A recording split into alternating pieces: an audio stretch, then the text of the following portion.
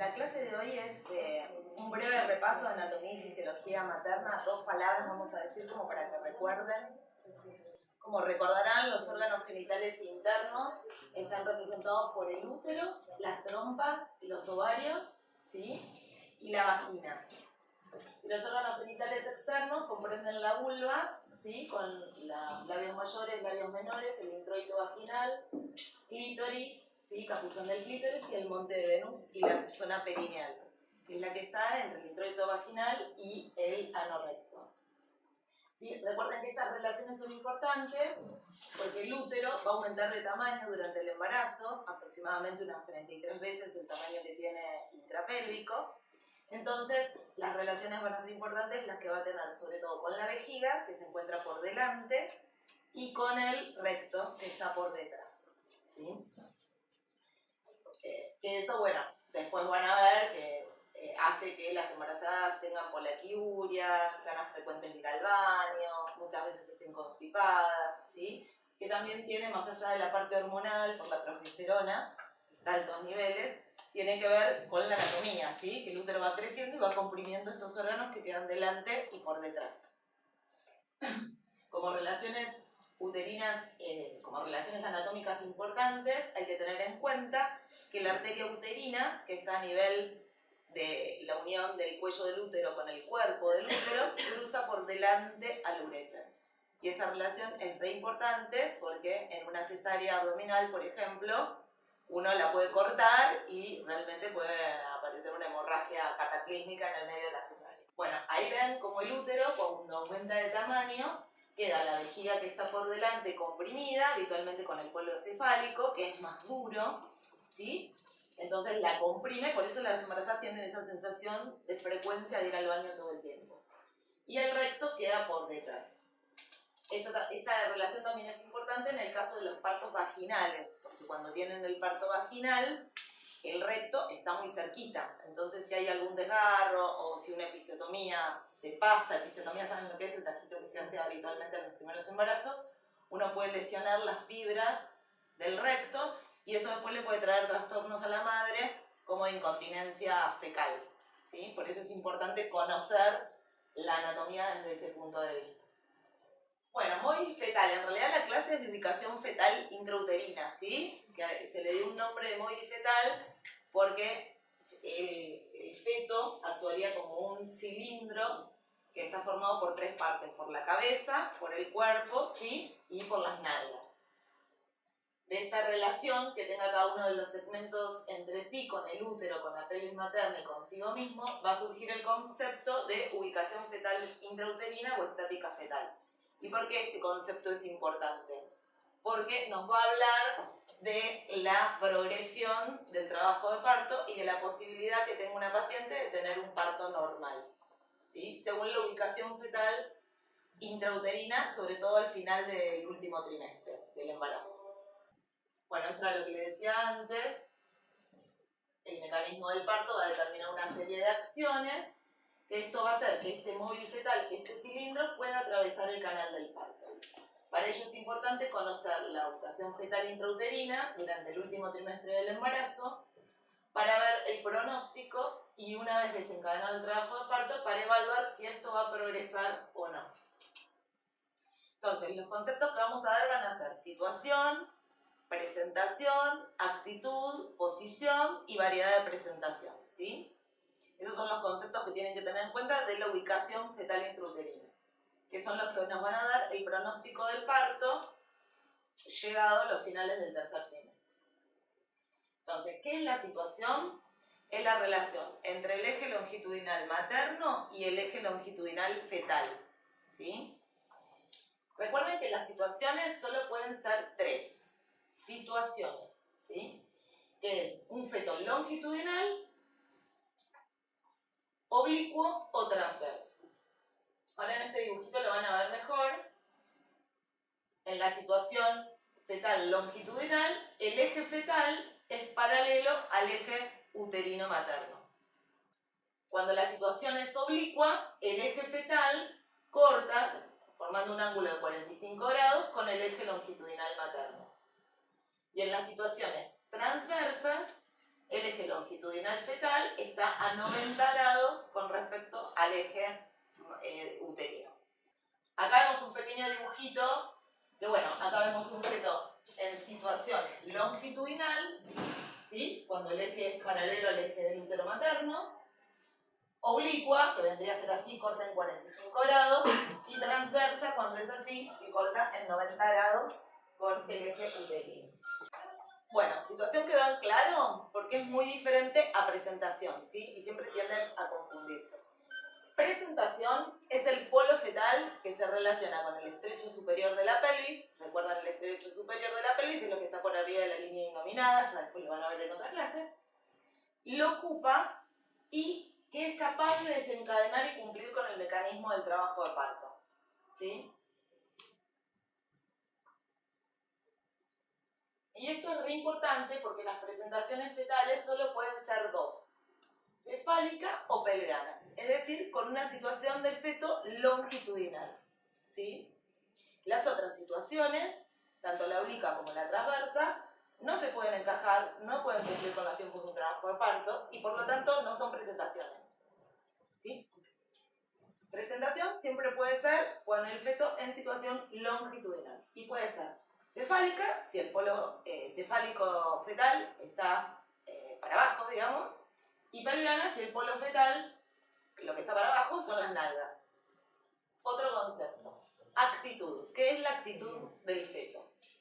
Es la relación de los diferentes segmentos del feto entre sí, ¿sí? La actitud fisiológica del feto hacia el final del embarazo, sobre todo, es de la flexión. Que es la cabeza que está flexionada sobre el tronco, los miembros superiores sobre el tronco, los muslos sobre el abdomen, las piernas sobre los muslos cruzados. Es la típica posición fetal, ¿sí? Esa es la actitud fisiológica. ¿Esto qué va a hacer? Que el feto tenga esta forma ovoidea, que hablábamos antes de móvil fetal, que se pueda acomodar en la pelvis y que pueda desencadenar y después cumplir con el mecanismo del trabajo de parto. Si el feto no está en esta posición toda de flexión, no puede cumplir, está deflexionado. Y al estar deflexionado, es una situación distóxica y no va a poder cumplir con los tiempos del trabajo de parto. ¿Es una indicación necesaria? ¿Qué? ¿Indicación necesaria es? Y sí, ahora lo vamos a ver. Sí.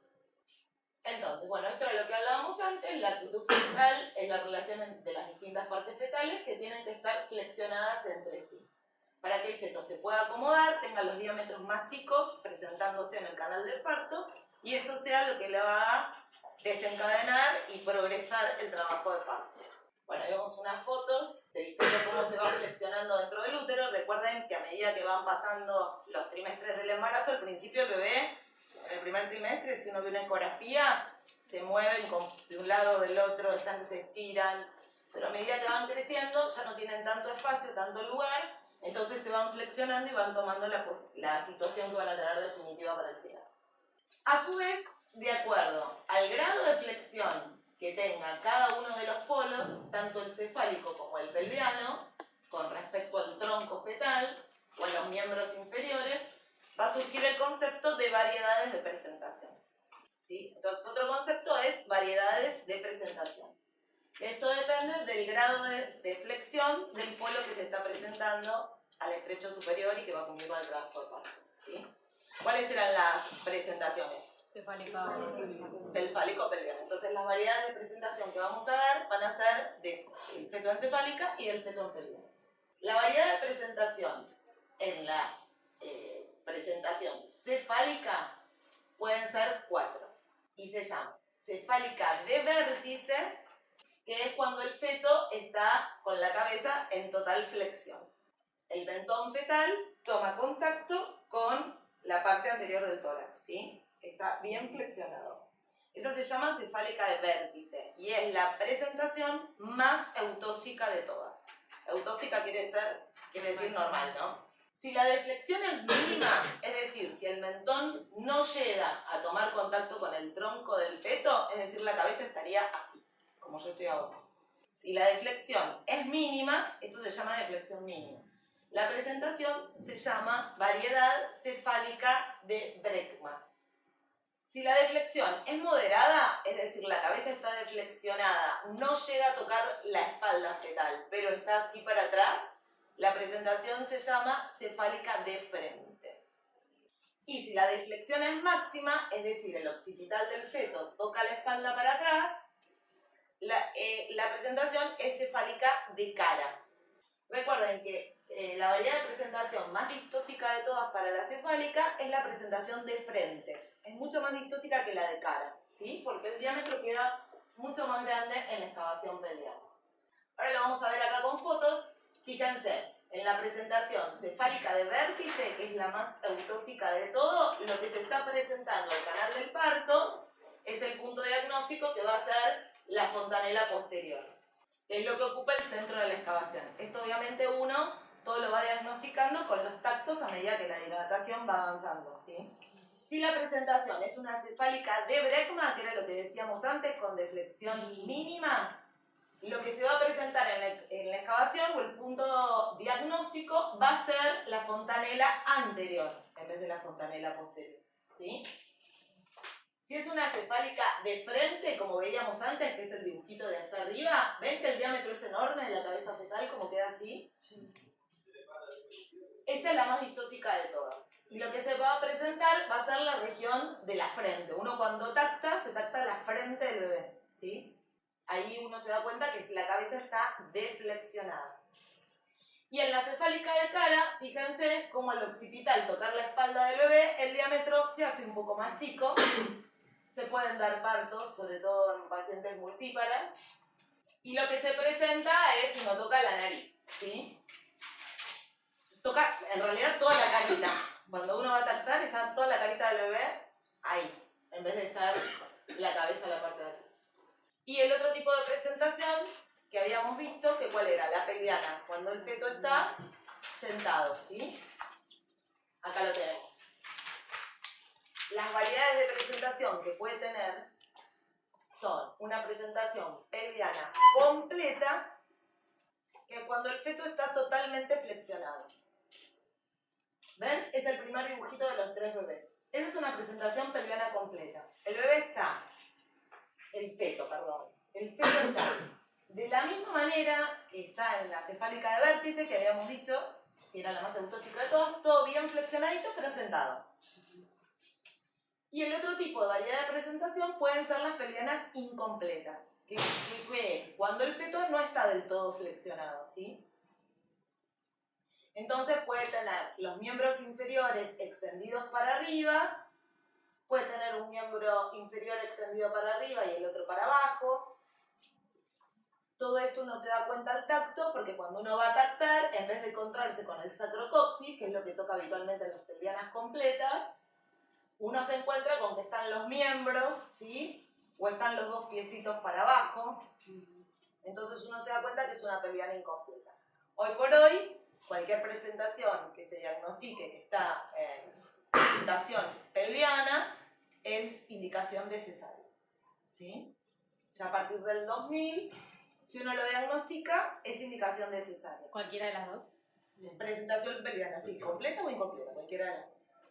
¿Y de las dos, o sea, sale más fácil la incompleta o la completa? Mira, si la paciente es multípara y está en un trabajo de parto activo y ha tenido otros partos, se hacen partos en pelviano. Y de hecho hasta el día de hoy, si una paciente llega en expulsivo o en un trabajo de parto en pelviana, se puede hacer un parto. Lo que pasa es que hubo un estudio muy grande que se hizo en el año 2000, donde se vio que la mortalidad fetal era mucho mayor de los fetos que se hacía el parto en pelviana. Entonces a partir de ahí es como que se estipuló que si un feto en presentación pelviana, costo-beneficio, hay que hacer una cesárea. Pero el parto se puede hacer perfectamente, ya sea completa o incompleta. Si la paciente lo cumple, uno lo que tiene que hacer en los partos que están en pelviana, yo soy de la época que cuando hice la residencia, todavía ese estudio que les digo del 2000 no estaba, entonces es como que se hacían partos en pelviana. Todos queríamos hacer una pelviana, se hacía en segundo año. Pero bueno, después se vio que había mucha más mortalidad y se suspendió a través de ese estudio multicéntrico que se hizo en todo el mundo. Pero de hecho, si uno lo deja que evolucione espontáneamente, el parto se puede hacer sin problema. De hecho, cada tanto cae alguna multípara incompleta en expulsivo y se hace el parto, ¿sí? Que ya no da tiempo para ir a hacer una cesárea. Pero la indicación, si se lo diagnostican, es que vaya a cesárea.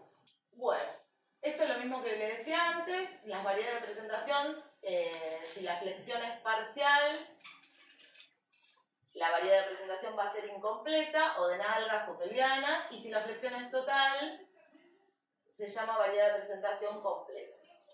Ahora vemos el concepto de posición. ¿Qué es la posición fetal? Es la relación que existe entre el punto de referencia fetal y la mitad izquierda o derecha de la pelvis materna, ¿sí? Entonces, las posiciones posibles van a ser dos, derecha o izquierda, según el lado de la pelvis en el cual se encuentra el punto de referencia. Y ahora ustedes me dirán qué es el punto de referencia. Punto de referencia es un punto de la presentación, ¿sí? Tanto del polo cefálico como del polo pelviano, que se elige arbitrariamente y que sirve para determinar con su ubicación, si está a la derecha o a la izquierda de la hemipelvis materna, la posición y la variedad de posición. Esto ustedes imagínenselo todo viendo a la paciente en posición ginecológica, haciendo un tacto vaginal, que tiene el polo cefálico en la excavación, ¿sí? En el canal del parto, todo lo que está para la derecha o para la izquierda de la madre, eso es lo que va a determinar la posición, ¿sí? Y el punto de reparo o el punto diagnóstico, lo que les comentaba antes, es un punto del polo fetal que se presenta y que según la relación que tenga con la pelvis, va a ser el diagnóstico de la variedad de presentación. Acá lo vamos a ver más claro en un cuadrito. Esta es la relación entre las presentaciones. ¿Se acuerdan que habíamos dicho que las variedades de presentaciones eran cefálica de vértice, de brecma, de frente, de cara o presentación pelviana, ¿sí? Y ahí tenemos el punto de referencia. Vamos a ver la cefálica de vértice, que es la más frecuente y la más eutóxica de todos, ¿sí? El punto de referencia, que es lo que va a dar la posición, va a ser el hueso occipital. Es decir, si uno tacta y el occipital está hacia la derecha de la madre, la derecha de la madre es este lado, ¿no? Si la paciente está en posición ginecológica. Uno dice que es una variedad de posición derecha. Mientras que si el occipital está para la izquierda, dice que es izquierda, ¿sí? Y el punto de reparo, o el punto diagnóstico, es la fontanela menor. Eso para la variedad de presentación cefálica de vértice, ¿sí? Para la de brecma, bueno, es la fontanela mayor. Para la cefálica de frente, como le decíamos, es la glabela, que es la parte esta de la nariz. Y la cefálica de cara es la base de la nariz, toda la carita que uno tacta que está bien en la excavación. Mientras que para las presentaciones podálicas, uno lo que va a tactar es la cresta sacra y el sacrocoxis, para las completas, ¿sí? Y para las incompletas, uno va a tactar las partes fetales. Acá vemos un dibujito, ¿sí? Que se ven las presentaciones cefálica de vértice. Lo más frecuente es la presentación cefálica de vértice con la variedad anterior, ¿sí? Izquierda anterior. Y ahí ven abajo, arriba ven cómo está el feto bien flexionado y abajo se ve con las deflexiones cómo quedaría en la excavación, ¿sí? ¿Ven ahí la cefálica de frente? Cómo queda el diámetro grande de la cabeza del bebé, el movimiento occipital, que es el diámetro más grande, cómo queda ahí. Entonces eso hace que no pueda salir, ¿sí? De ninguna manera. Y la de cara, como al tocar el occipital la espalda, acorta un poco más el diámetro y se pueden dar partos en de cara. Si bien no es lo ideal, puede pasar que se pueden dar. Pero la de frente es la más distóxica de todas y es la que mayor riesgo corre. Es también otra indicación de cesárea. Y ahí tenemos las presentaciones de nalga y la transversa. La situación transversa, es cuando uno tacta un hombro, es imposible que pueda cumplir con el trabajo de parto, que así que obviamente es otra indicación de cesárea, ¿sí? Bueno, acá yo les puse un poco para que entiendan las variedades de presentación, las siglas que se utilizan, ¿sí? Recuerden que la variedad de presentación más frecuente y más eutóxica de todas es la occipito-ilíaca izquierda anterior, que se abrevia así, ¿sí? Estas son unas siglas que se usan a nivel internacional y que cada letra significa algo, ¿sí? Por ejemplo, para las presentaciones cefálicas, la primera letra es si la presentación es cefálica de vértice, como decíamos antes, que es la más autóxica de todas, la primera letra es la O del occipital, ¿sí? Si es un brecma es la B, si es una frente es la M de la nariz y si es una cara es la M de mentón.